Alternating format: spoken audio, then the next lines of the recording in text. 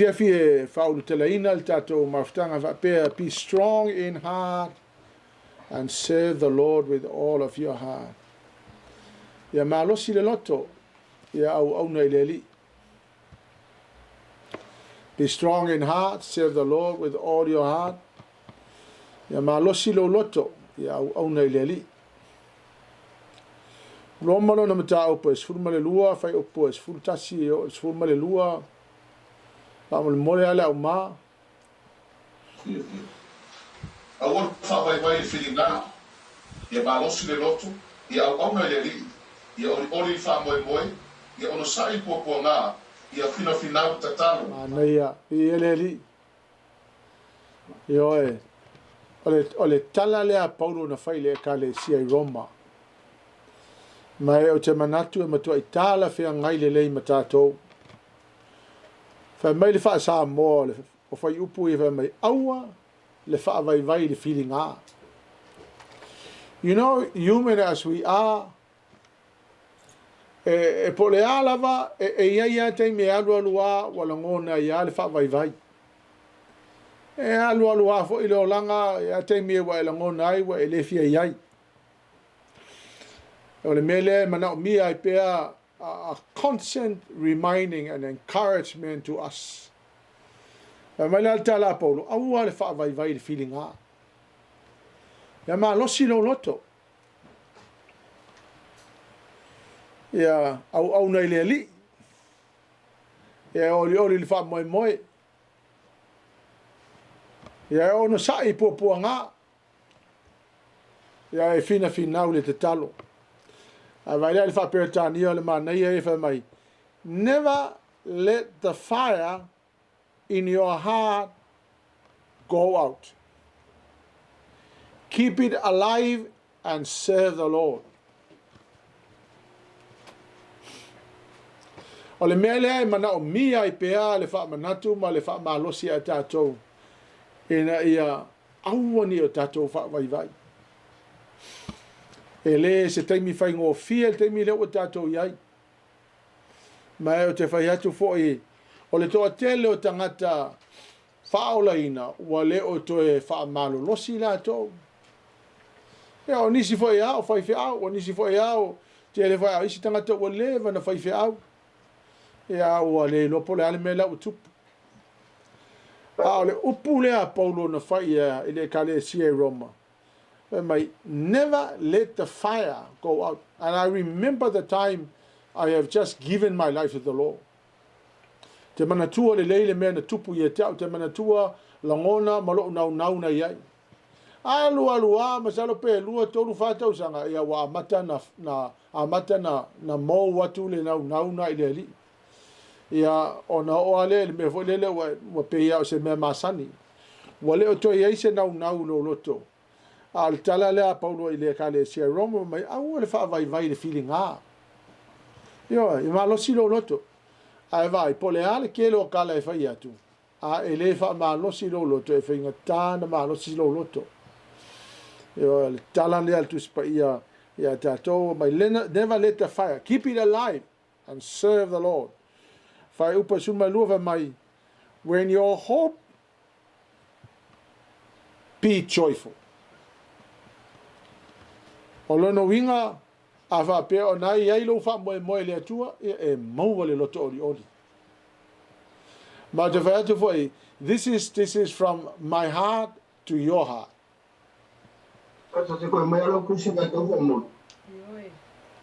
Roma is furulua. Fai upu sutasi sululua. Roma sululua, fai upu sutasi sululua. My when you hope, be joyful.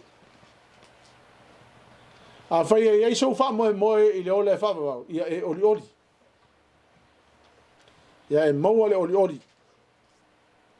When you suffer, be patient. Wa manua, wa yaini mea wa mawhatia ai, ia e ono sa. When you pray, be faithful. Ai te alu o le kele o mele ua ui e tātou e le ngaka le pressure o le wha mai o le pressure o ngā luenga o le pressure o le tele o isi mea ia male anu anu i tau i e tau te ui e te imiri nei.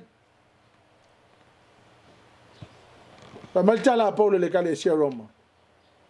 When you suffer, be patient. Awa e mawhatia, awa manua lo loto, awa ti ngā lo loto, awa mamafa le avenga, ia e on sai.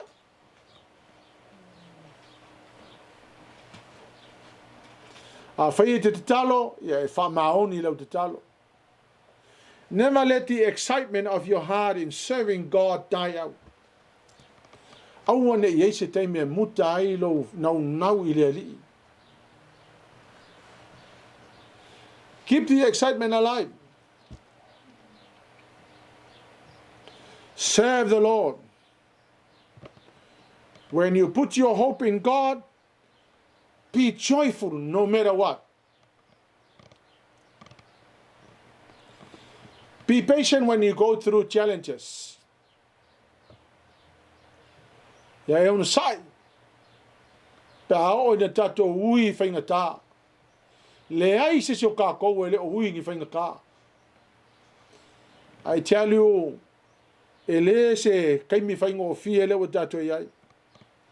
Be faithful in your prayer life.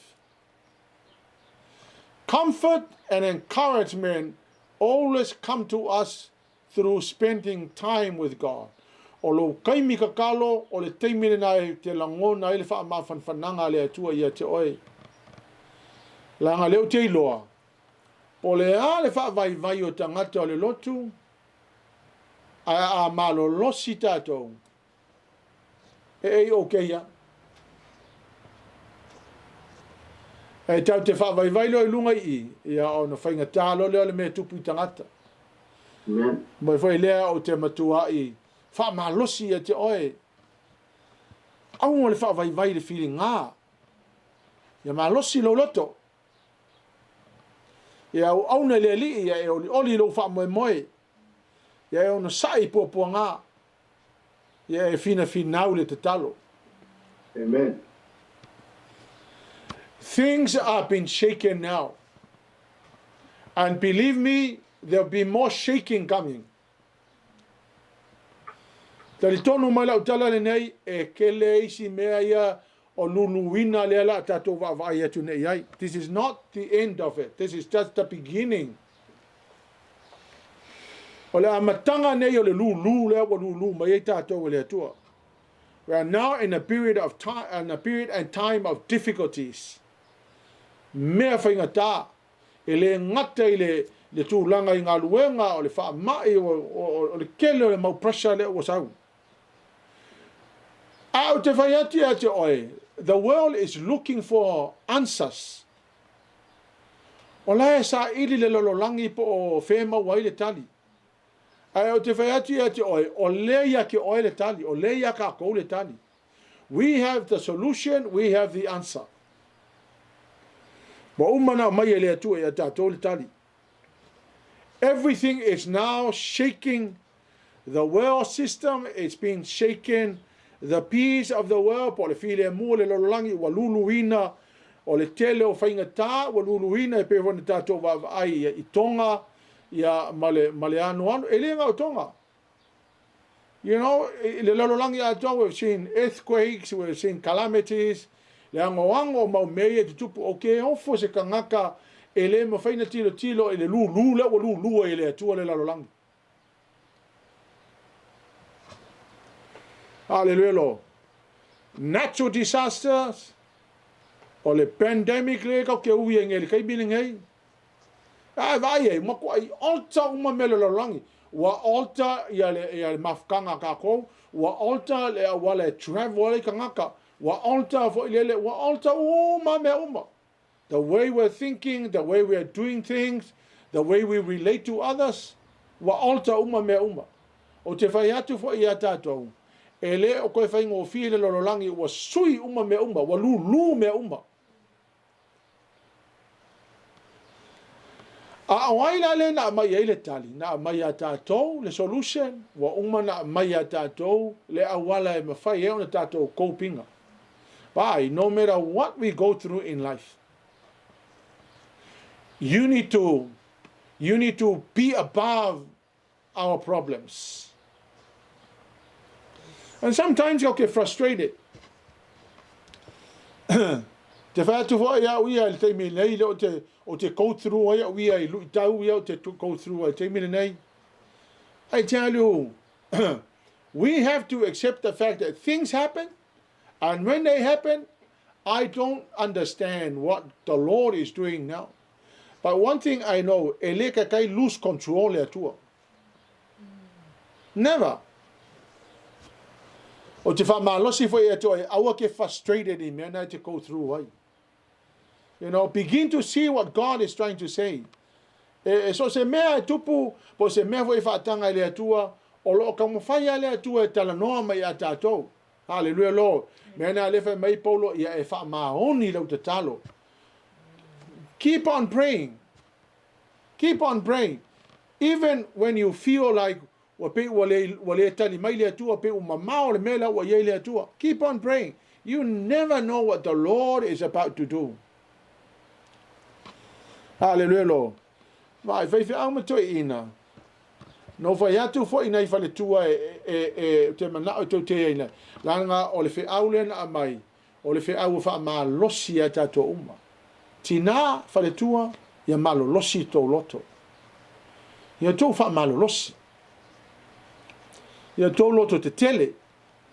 Mene. Ia ma losi lo loto. Roma na su no fai opusutasi. Ia ma losi lo loto.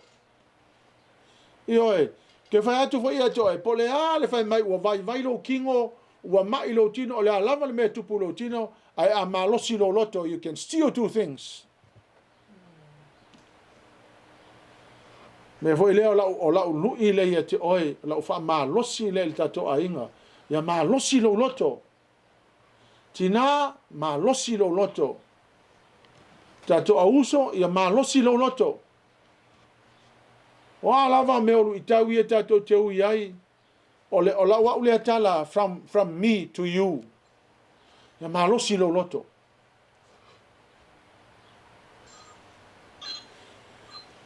O le ale loto ua malosi. What is a strong heart?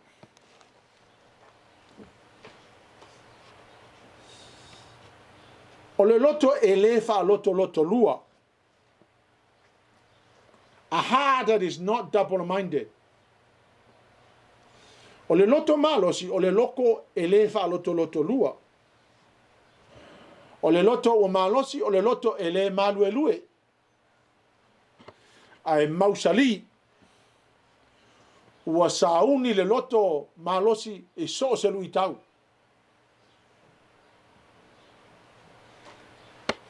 O le loto o malosi, o le loto o batua ready for any challenge. O le loto o malosi, o le loto e mawhai o natali atu I so se mea tinga. The heart that is ready for any challenge. O le loto malosi, o le loto e le wha vai ngō fie. O le loto o malosi, o le loto e le wha vai ngō fie.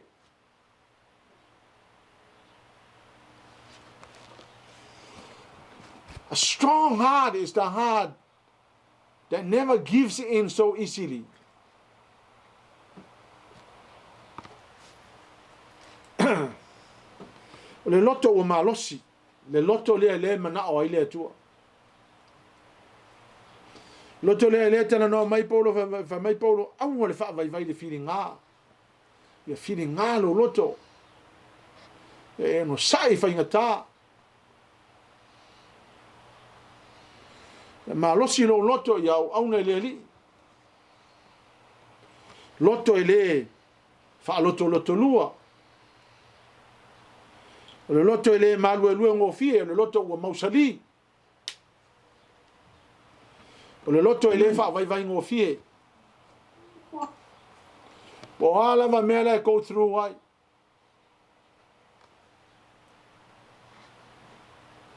Ya lea te I'm beginning to experience le kelo challenges here wa yai. Ele ngata ia tauia a la va ai le lumanai. There's so much challenges. And I tell you, sometimes it can be very painful to get up in the morning and pray.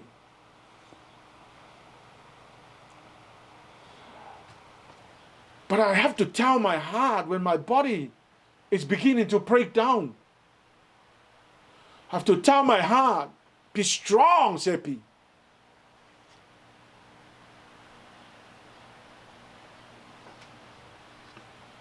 Even though isi kaimo ke whaalonga ko le halu lo whaku o makuai ki ngā. But I have to tell myself, be strong, Sepi. Don't give in. Don't listen to the pain that you're going through.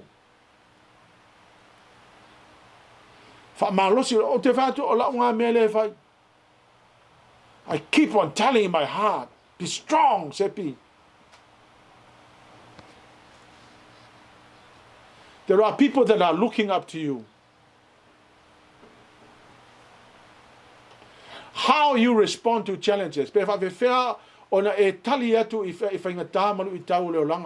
Your children are looking up to you. The people under your leadership are looking up to you.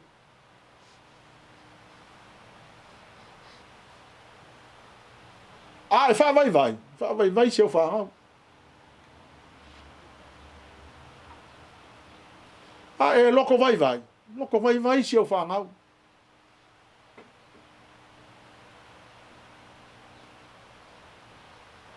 Ele talitinga. Ele aise le songa o ina mo lo ainga le meta o le talitinga. It's painful. I'm going through pain. But you have to keep on telling yourself, be strong.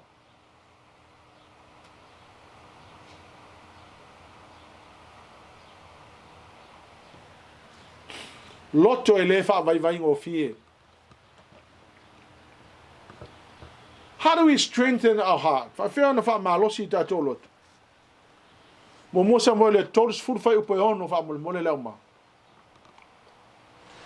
Watu tu valete le la ta bifna. Awara tau tala le nuko fitomi ya te e maa. Ina wati ngalo to le nu umata itasi. Iona ta li imo na fide. A ofa malosi ta vitalo na loto le li ilo na atua. A fonga o tole.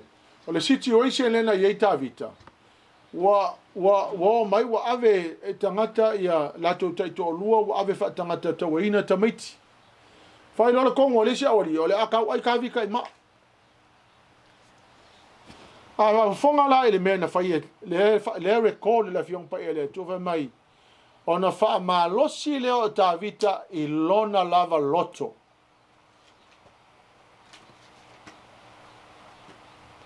O tato lona le unga le tala lea. Na fa malosi ta vita no lotu na toi au toi mawa uma mai ala to tai to lua mala to fa na uma toi recover mai le melanga lost. So se tangata e fa malosi no loto.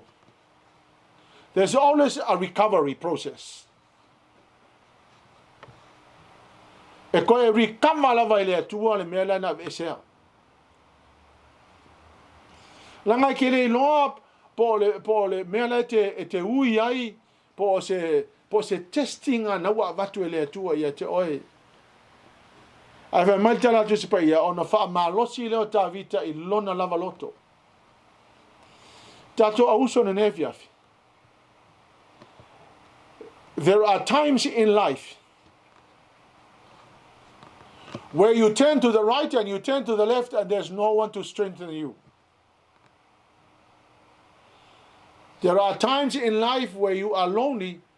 Le ai se si kau makau, le ai se si le angavale, le ai se si luma, le ai se si kua na te whalo te tele ia te oe. A wha matu spa ia, o na whalo te tele leo ta vita ia te ia lava.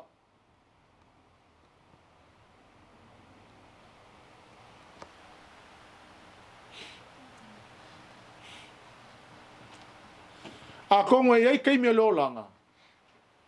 Wale ai se silo tau matau, le se silo ngavale. Wale ai se mawhai o na whalo to tele ia te oe le teimi whainga tāla e te ui ai. To e pāwal tangata le te toe whalo to tele ia te oe, o oe lava.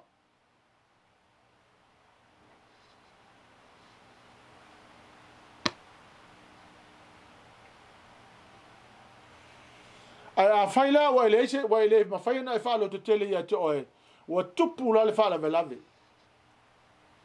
There are people watching you. Your wife is watching you. Your children are watching you. They are watching how you are handling situations. Honestly, e te mi o te whalunga tua o tinga ina. I just close my eyes. I never say anything to Soe. I don't want Soe to hear any words of discouragement. I just close my eyes.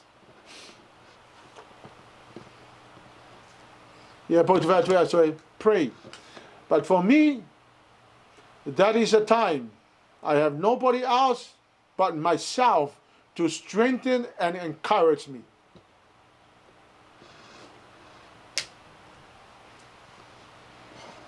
Sometimes e ku wai oe le atua le nofuanga e te iloa, wa le aise si le tu tamatau, le aise si le tu anga vale. A wa tu e le atua le loto tele ia te oe mawhai ei ona e wha loto tele oe ia te oe. I teimi whainga tā le o langa.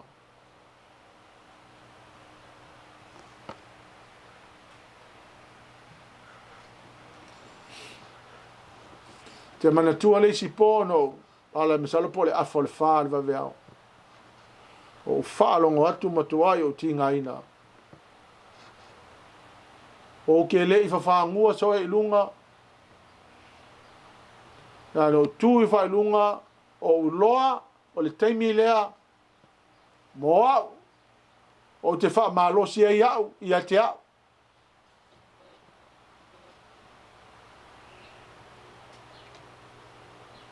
Ia o te wha longa tu alwa veao le whea lua i soe sue au. Pato le awa noana, no whaia iau i a te au. Sepi, be strong, Sepi.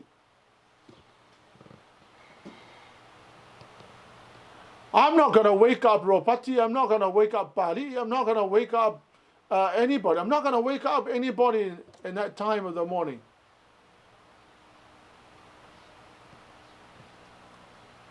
I have to tell myself, be strong, Sepi.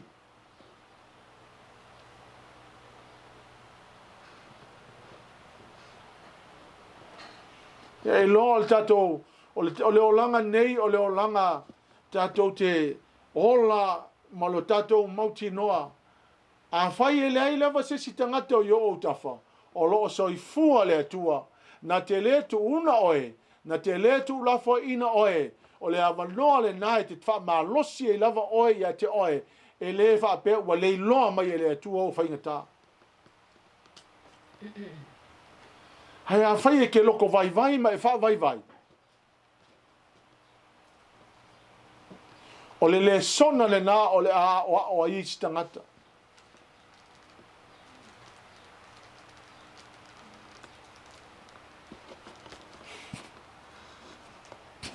E isi aso o te alu atu le lotu o wha longo atu le talua o lo whaku makua ki ngā.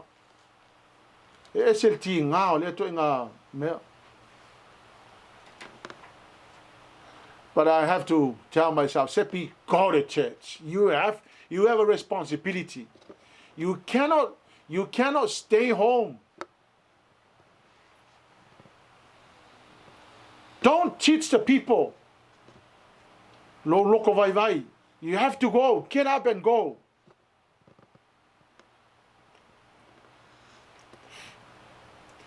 Awawa o FAITAU le fai upu lea. Ona wha malosia e lea o tā vita i a te ia lava.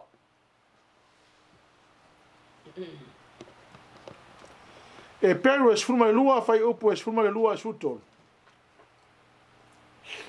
O le mea lea, a wha malosia i e lima o ngangasi, matuni vai o vai vai. ile malea ina faia o ala lau le mo o to mai le ma pena le vai o pili ai le ina ia fa malo loina ia ai faitau le vesinga o e lava nai fai ele se me sau se angelu pe sau o e lava fa mai therefore lift up yourself, lift up your drooping hands and strengthen your weak knees. Pa mai e si fo lima o vai. Ki nganga e fa longo ko makua vai o lima e fa mai e si o lima o vai. Ina fa malolo si o tuli. Ma ia fa sao awala mo vai. Ina ia mawhai le tangata o le mawhai o na savali. Ona o mai le wha malo longa ia te ia. Ia le alau ke mga kunga le tika imi. Wa whai le wa uma o le ngata o le mele tupu. A wa makunga I fula ma o vai. And to get up in the middle of the night, I drag myself. I keep on telling myself, Sepi, don't be discouraged. You have to drag yourself.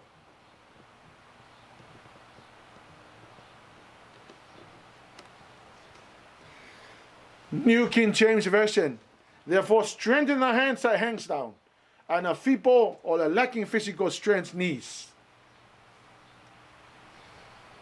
Si ia ku lunga lima o ke wha lunga ku le ngangase fo le umako ngangase a kolo o kingo.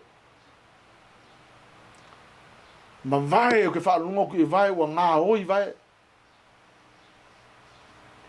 But I have to keep telling myself, Sepi, be strong, Sepi. Be strong.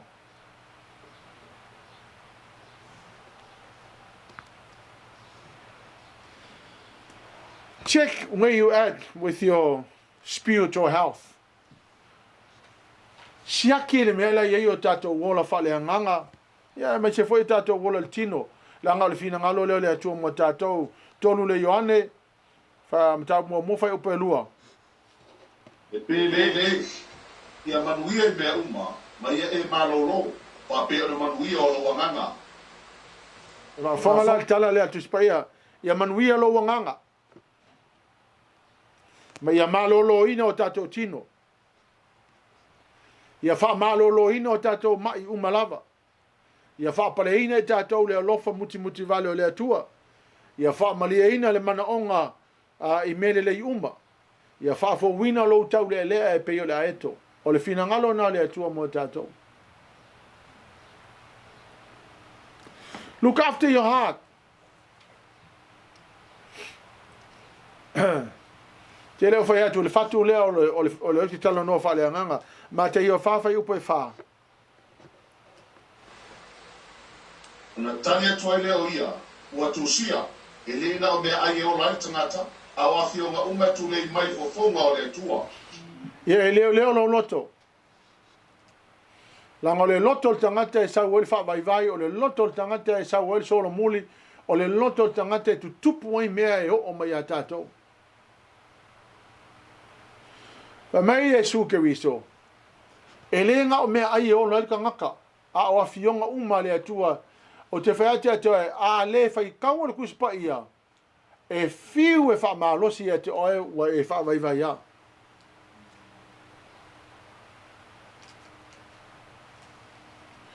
We feed our heart by spending your time with God. FAATAOTO e whalu sul tolu wha mai ia wha mole lau ma. Ia sili o leo ina o lo loto I leo ina o mea uma a wai tupu mai ai le abio. Ia leo lo loto, ia leo mea ngao, leo ia tu ngā leo lai o atu lo fo ilele I lo mafofau, leo mea ia atu tu tono lo loto. Leo ia leo fa vai ia e leo lo loto wa a lele leina leo lo loto. O le loto na nai mafu ina fai au fai unga. Loto foi na e fa vai ele tangata. Ia le leina leo tatou loto. Hallelujah Lord. Fa malosi lo tino fa le anganga. Your spiritual exercise. 2 Peter.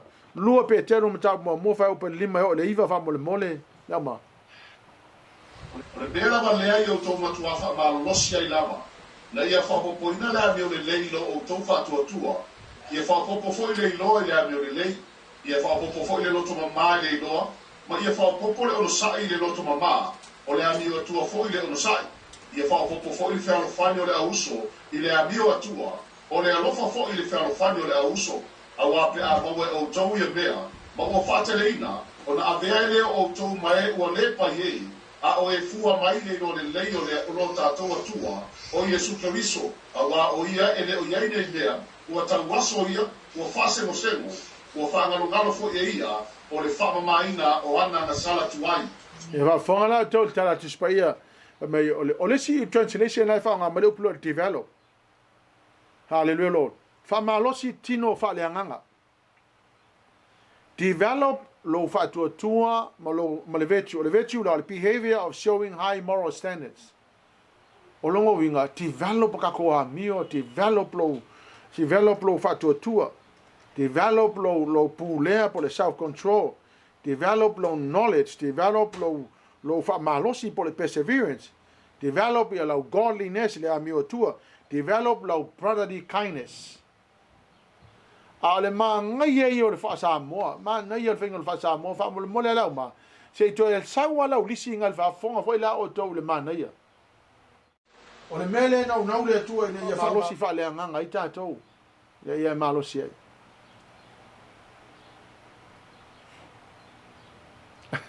Ya la farina. Hallelujah. Ia o to matua fa ma losi ai lava. Fa mai ia o to matua fa ma losi ai lava. Mo fa tu tu. Ia whapopo foi le iloa le amio le lei. Ia whapopo foi le loto mamā le iloa. Ia whapopo le ono sai le loto mamā.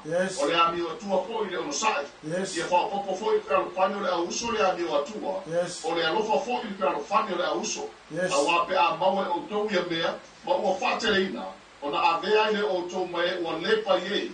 A o e fua mai le no le lei o lo tātou ali o Iesu Keriso. A wa o ia le o iai nei mea. Ua tawaso ia.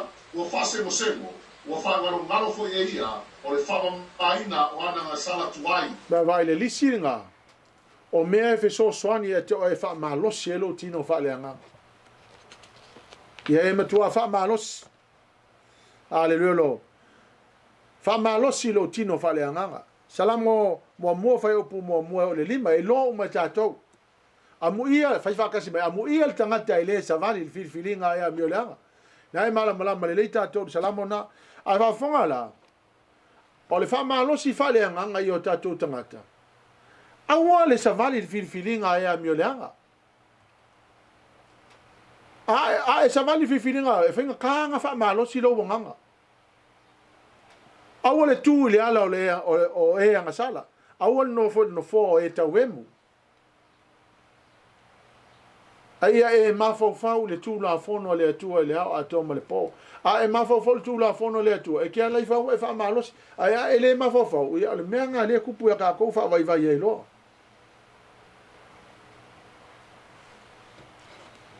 O le si le mea o loo fa manatu mai pe le atua e tātou le mea le tau le spirit of fear po le anganga le fefe. The spirit of fear makes people abandon their call. Le nganga leo le fefe le e mafu ai ona tia e isi tangata ia le lato wala awina. E wa fonga la le winga leo la utala. O le nganga le fefe lea e fefe commit langa i ke loinga e alu elo kaimi, e alu elo kupe, e alu elo malosi. E fefe e fa pena ona e foa e le atua nge ke wa umar kupe e le mawhainga e ola. E ke fefe, o le fefe lea le run e o langa o isi tangata. Le ma foi nga lua e va tu fa vai akua ai sea langa le run longo langa e fefe ke wale wa uma kupe e fefe ke wa over commit alu lo na time e fefe nge ke wa alu longo malo si o le fefe le e ma foi na fa vai tangata a te lo le fefe nga o le fefe nga mai e sa kangi a kamu ma eva all the way back in Genesis. Hallelujah Lord. A le fa mai tala tu si pa ia le luka se furu fai o pasuma leiva. Fa mai wo avatu ia te oe le pule. Le pule umalava e fa pena na soli ai ngata ma akarama. Hallelujah lo. Efeso e fa fai o porufu tolu su fa wa avatu ia te tatou le mana. O le mana lea e mawhai ena wha mai. Be made our attitudes new. Your minds and put on a new self. Created to be like God. O le anganga la lea. Le ke kere nga whewhewhe i tangata. Ia maho o mai e lo le wha vai vai ai lato. Hallelujah lo. Ia toa lo loto. Ia e laa le wha tua tua. Be strong in heart and take a step of faith. Be strong in heart and take a step of faith. Ia tono loto. Filipe Fafa o fasumal tonu. O te mawhai ame malama o lo iau wha mano si mai a tea.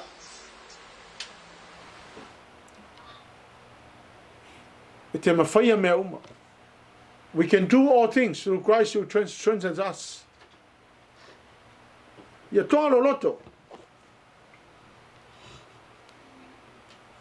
Po le ale vai o kako kingo e a tono loto, you can do it. Nothing is impossible. Salamo e fitu tolu fai o palusu mo leono. Tino malo loto a o le atua. O le papa i o loto, ma lo tofi e whamamalu. Se toi vai tau maala o mawa mone mone. E vai lo tino ma lo loto. A o le atua, o le papa i o loto, ma lo tofi e whamamalu. Ia le ala fai mai ta vita. E ma fai na o mai le vai le loto.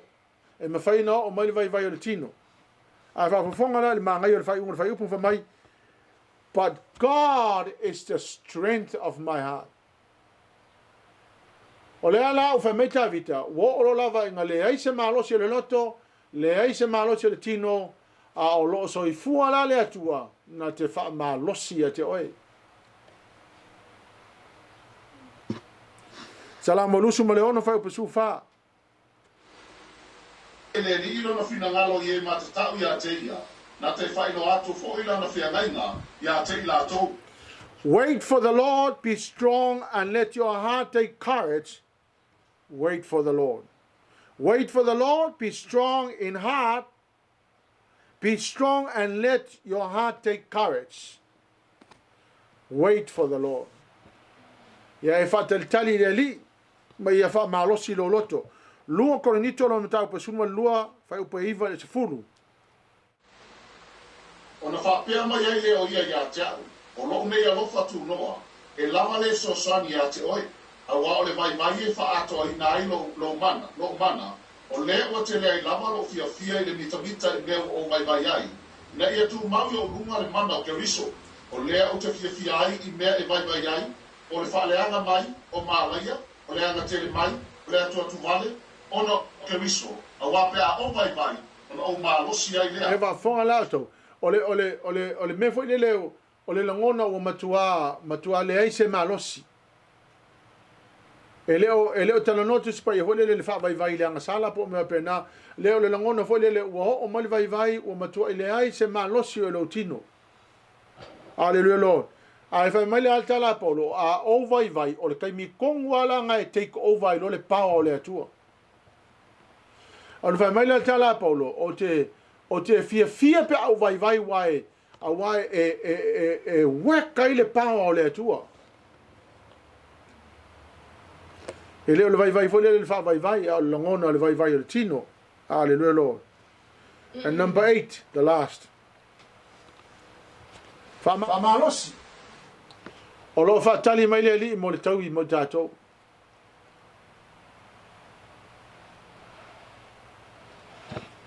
IAKOPO mo fa pe sul malua ya e fa malosi o lo fa tali mai le li mo le tau i mo tatou. Tanga tau le ono sai. I whaaso songa. A wa a umana to foina. E maua e ia le pale o le ola. Ua wholo ina mai e le alii. I e alolo fatu i a te ia. My blessed is the one who perseveres under trial. Wai umalonga whaaui ka kowi trials. Whai mai leo tuspa ia, o na whaapaleina leo oe i le pale leo la, o loo whaatali mai malea li i le aso e tātou te whailoa i ai. Amen. Ia e onga sai mea le tau te ui ai. Ia e ono sai i whaingatā. Ia e ono sai mea le tofo ai oe. Ia e ono sai lu i tau. Ale le lora au mana tofo ina tātou e whaapale tātou e le atua o lo whaakali mai le atua mo le pale. E lengi upe tau na tau ane ai. O upo le fionga pa ia le atua e moni mai wha maoni. Ia e ono sai mea le te ui ai, mea le te ti ngā ai. E ona sai mea lai te mawhatia ai. Mo KORINITO su lima whai upa lima suma le vadu. O uso pele, ia o tautu maumane le no whaanga e tia, ia anuanu o tau whaamarosi na ruenga le li male le au noa. Ina o tau iloa e se mea whale au ngaro o tau tau tina le li. A vai le mana ia. Mai o uso pele. Hallelujah, Lord. Stand firm. Let nothing move you. Ma ngai el fai upunga. Mai wange ye se me malu lue oi. Always give yourself fully to the work of the Lord. Ai te ale pole har kako polonga mal kako kinga inga nga luenga le atua. Vai aki oe le vale o le fa tali mai le atua e le se me fa le ngalo tatu tau ti ngari nga luenga le ri. For you know that your labor in the Lord will never be in vain. O isi la mea umai alu kako malo si nga ka lalo langi. Ha o mea ia tatu te whaia nga luenga le atua e tau le langi. Mai le tala Paulo le Filipi e tolu fai upa suma le fa. Ia.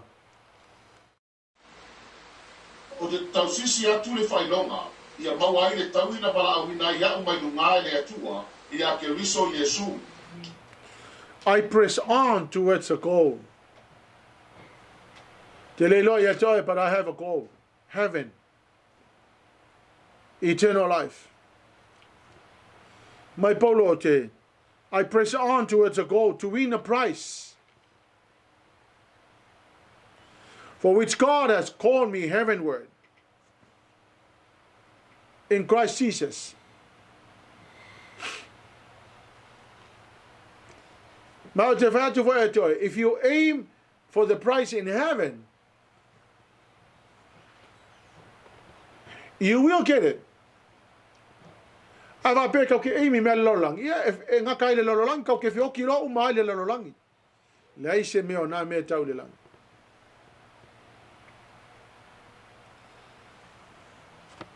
Me le tatou mafutanga ne fiafi.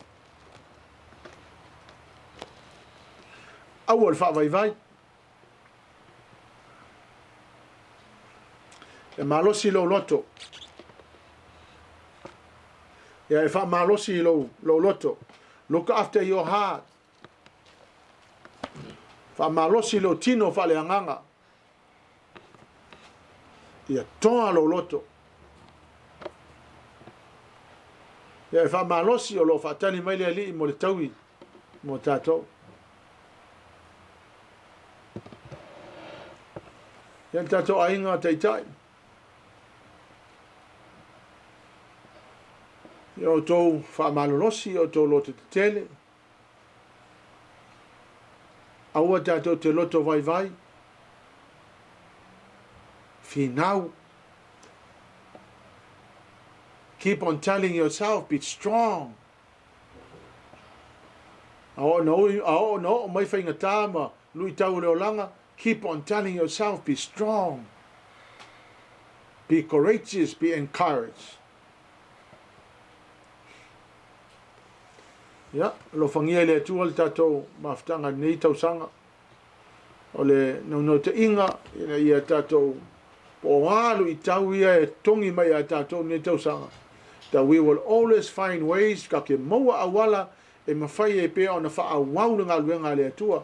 A whai fo le awala le wa mai le atua tātou te loloto le netau sanga ia e wha malosi ma ia e loto tele o le mea pito i sile na tāua ia wha loto tele ina tangata ma ia wha malolosi na tau ma ia tu mau i le ali wa lata le toe fio mai o le atua.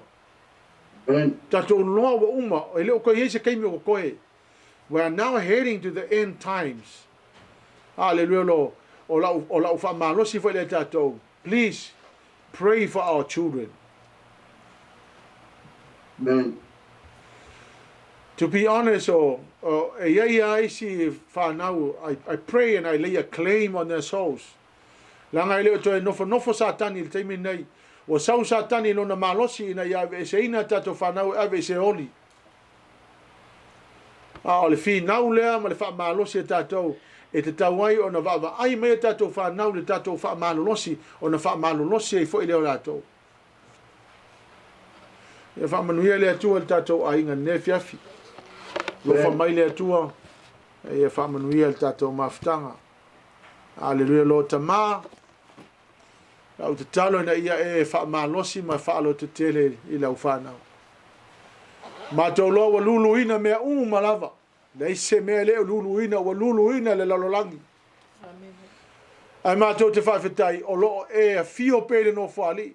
And Father, we know that as long as you are on the throne, everything else shall be fine. Amen. But Father God, help us to strengthen our hearts. Whamanuhi e lau whanau. Ia tuina fo e la tau le loto a wa le aise tangata le tuta matau, le aise si le tuanga vale. Father, that we will know how to encourage our own hearts. Amen. Praise God. Lord Jesus. Thank you, Jesus. Whamanuhi e lau whanau na nei po. Hallelujah. For iatu le vi inga ia te oe. Whawhitai mea malava. Thank you, dear Holy Spirit, for your presence. Thank you for your word. May the name of Jesus be glorified. Hallelujah, Lord. Amen. Amen.